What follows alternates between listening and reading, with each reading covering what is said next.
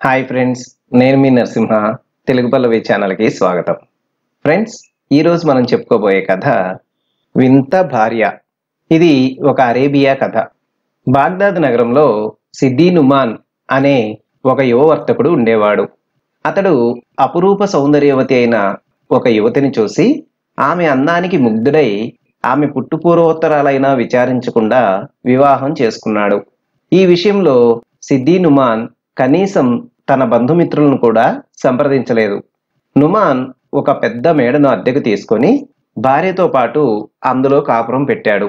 మొదటి 2 రోజులు సంతోషంగా గడిచిపోయాయి. అయితే భార్య భోజనం దగ్గర కూర్చున్నా ఏమీ తినకుండా ఉండడం చూసి నుమాన్ ఆశ్చర్యపడ్డాడు. ఆమెను తినమని చెప్పాడు, కానీ ఆమె అతని మాటలు పట్టించుకోలేదు. ఇలా 10 రోజులు గడిచినా ఒక్క పూటైనా భార్య భోజనం చేయటం భర్త చూడలేదు. అయినా ఆమెలో ఏమాత్రం నీరసం కనిపించలేదు. మామూలుగా ఉత్సాహంగా కనిపిస్తుంది. ఆమె తనకు తెలియకుండా రహస్యంగా భోజనం చేస్తుందా? అయితే ఎందుకు అలా చేయాలి అన్న అనుమానం భర్తకు కలిగింది. ఒకనాడు రాత్రి భార్య ఏమి చేస్తుందో కనిపెట్టాలనుకొని నుమాన్ పడక మీద నిద్రిస్తున్నట్లు కళ్ళు మూసుకొని పడుకున్నాడు. అయితే నిద్రపోలేదు. సరిగ్గా అర్ధరాత్రి కాగానే ఆ యువతి పడక నుంచి లేచి చడీ చప్పుడు చేయకుండా బయటికి వెళ్ళడం నుమాన్ గమనించాడు. ఆమె వెళ్ళిన కొంతసేపటికి అతడు ఆమెను నిశ్శబ్దంగా వెంబడించాడు. ఆమె చీకటిలో పడి నగరానికి దూరంలో ఉన్న శ్మశానం కేసి నడవసాగింది.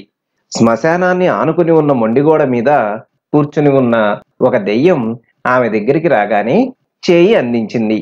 అమితానందంతో ఆ యువతి ఆ దెయ్యం చేయి పట్టుకొని గోడ మీదకెక్కి అవతలికి దూకింది. ఆ తర్వాత ఇద్దరూ కనిపించలేదు. ఆ దృశ్యం చూసి నుమాన్ దిగ్భ్రాంతి చెందాడు.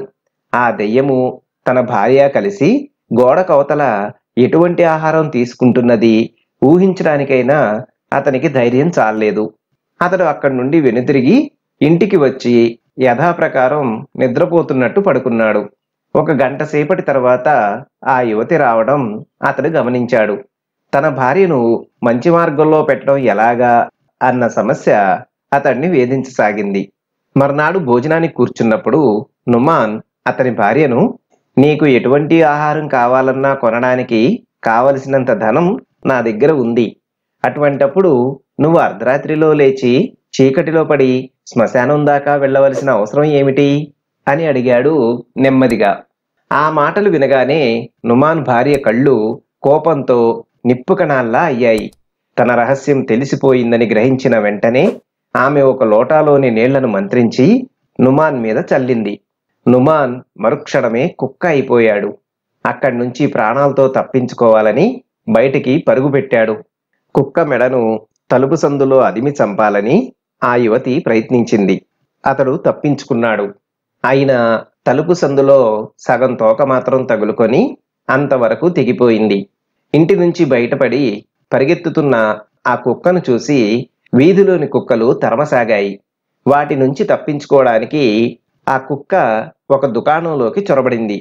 ఆ దుకాణం యజమాని దయాగుణం కలవాడు కావడం చేత వీధి కుక్కలను తరిమివేసి దానిని కాపాడాడు. ఆ కుక్క కృతజ్ఞతతో తోక ఆడిస్తూ అమాయకంగా చూస్తూ ఆ వ్యాపారి ప్రేమకు పాత్రమైంది. అక్కడే కాలం గడపసాగింది. ఒకనాడు సరుకులు కొనడానికి దుకాణానికి వచ్చిన ఒక స్త్రీ తాను కొన్న సరుకులకు డబ్బు చెల్లించింది. అందులో ఒక నాణెం చెల్లదని వ్యాపారి చెప్పాడు. అతడు అలా అన్నందుకు ఆమెకు పట్టరాని కోపం వచ్చింది. ఆవిడ కోపం చూసిన వ్యాపారి, దీనికెందుకు అలా కోప్పడతారు? అది నకిలీ నాణెమనే విషయం నా కుక్క కూడా చెప్పగలదు అన్నాడు ఆమెతో. అలాగా, ఏది చెప్పమనండి చూద్దాం అంటూ ఆవిడ తన దగ్గరున్న నాణాలను నేల మీదకి విసిరింది. కుక్క తన కాళ్లతో వాటిలోని మంచి నాణాలన్నింటినీ తీసి అవతల పెట్టి నకిలీ నాణ్యాన్ని మాత్రం ముట్టుకోలేదు. కుక్క తెలివికి ఆమె ఎంతగానో ఆశ్చర్యం చెందింది. తన కుక్క నకిలీ నాణాలను కనిపెట్టే విషయం ఆ వ్యాపారి అందరితోనూ గొప్పగా చెప్పుకోసాగాడు.